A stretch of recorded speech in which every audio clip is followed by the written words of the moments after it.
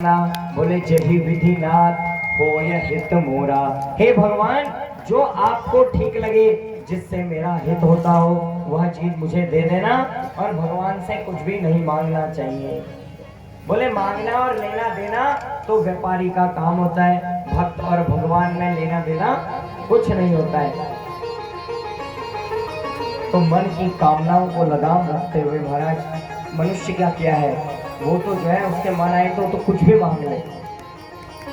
वो तो चलती नहीं है ना हमारी। नहीं तो अगर भगवान सामने खड़े हो जाए, कहीं मांगो क्या मांगना है, तो कोई नहीं कहेगा कि भगवान हमें भक्ति दे दो।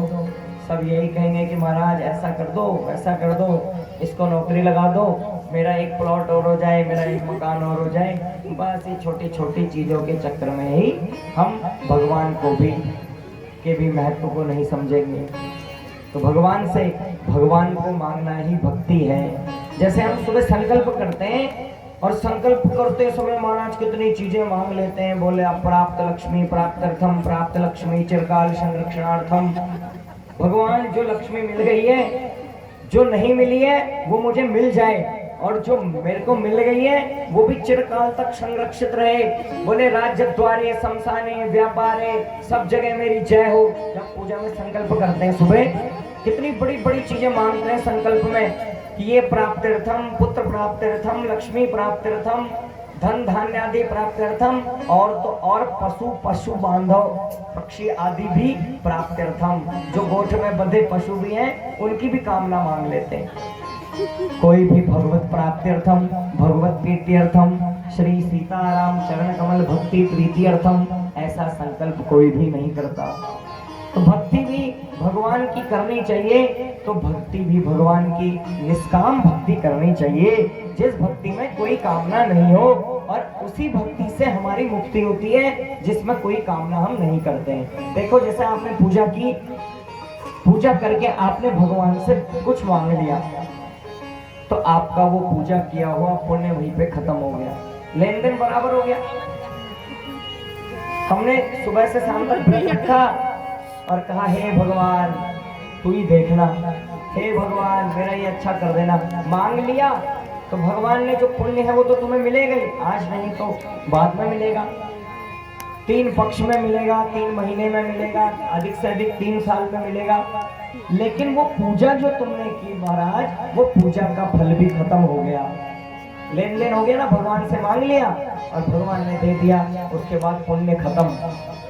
और अगर भगवान को मांगेंगे तो ये सबसे बड़ी चतुराई है। भगवान से मांग लो तो भगवान अगर मिल गए तो फिर क्या चाहिए। तो ये चाह जो है लगाना बड़ा मुश्किल है। हम जो चाह भगवान से ना लगाकर चाह हम संसार में लगा रहे हैं। बोले चाह पैसों से रुपयों में आने लगी, चाह रुपयों से नोटों में जाने लगी, चाह नोटों से होटल में जाने लगी, चाह होटल में बोतल खुलाने लगी, चाह क्या क्या न कराने लगी। ये चाह बड़ी खतरनाक है, ये तो धीरे धीरे बढ़ती है। बोले पहले पैसा आया, पैसे से रुपया आया, रुपये से गाड़ी आई, फिर मोटर से होटल में जाने लगी, होटल में बोतल खुलाने लगी। ये चाह क्या क्या न कराने लगी। बोले चाह जी से लगी जी जरा हो गया, चाह हरी से लगी जी हरा हो गया, चाह उनकी हमें हर दम चाहिए, अगर वह हमें चाह ले तो फिर क्या चाहिए। तो क्या मांगना चाहिए, भगवान से भगवान की ही चाह हमें मांगनी चाहिए। तो इसलिए भगवान की व्रत का विधान बताया और कहा कि उद्यापन का क्या नियम है, इसको भी सुन लो। कहा कि त्रयोदशी के दिन एक बार भोजन करना चाहिए, तब चतुर्दशी का व्रत रखना चाहिए। और अब कह रहे हैं कि आओ मैं तुम्हें शिवरात्रि व्रत के इस प्रसंग में एक दिव्य व्याध की कथा सुनाता हूँ। कैसे भगवान के पूजन करने से एक व्याध भी जो है भगवान की भक्ति को प्राप्त कर लिया।